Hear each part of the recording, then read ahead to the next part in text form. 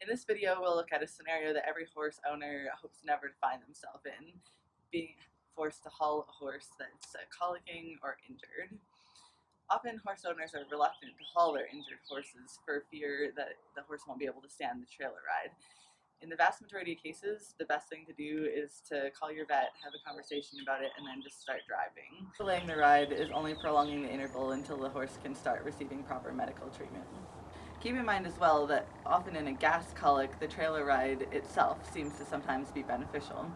Often these horses will be very painful going into the trailer, and then when they get off the trailer at the vet clinic, they're much more comfortable.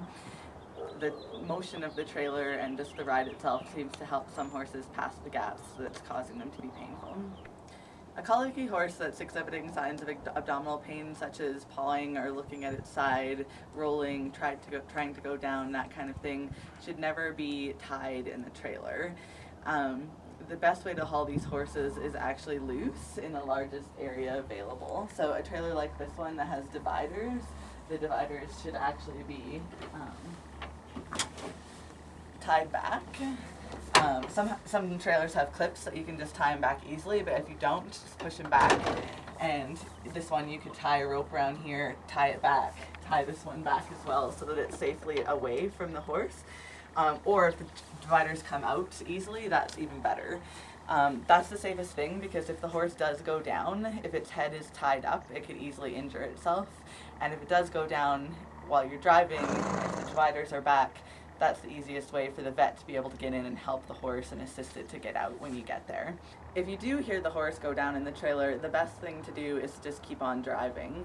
There's really not much you can do to help the horse at that point in the trailer, and the best thing that you can do for it is just get it to the vet clinic as fast as possible, so just keep on going. Similarly, I don't advise having an attendant in the trailer with the horse in the majority of cases. Again, there's very little that the attendant could do to help the horse in those cases, and there's a huge safety risk to the person in that case.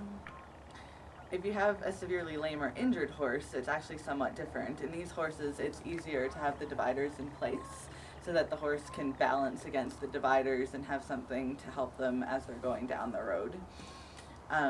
For these horses, it's also very important to drive as carefully as possible with the trailer.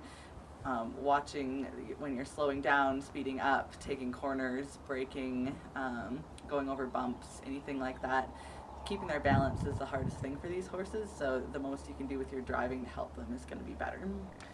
Finally, there's a couple of really important things that you can do to prepare for one of these emergencies ahead of time. First, train your horses to load calmly and willingly. An emergency is not the time to be doing that training, and if you do it ahead of time, it'll save everybody a lot of stress in the heat of the moment. If your horse is agitated and not used to the trailer on a normal day, imagine how much more fearful and panicked it will be if it's dealing with it as well as being injured. And second, it's crucial to have a plan in place for transport of your horses in an emergency. If you don't have a trailer, have a plan for what friends you can call or have the phone number for a transport or hauling company at hand. If you do have a trailer, have a backup plan for what you'll do if it's broken down or not available in the case of emergency. Having these plans in place will save you valuable time and ease everyone's stress levels if the time comes that they're needed.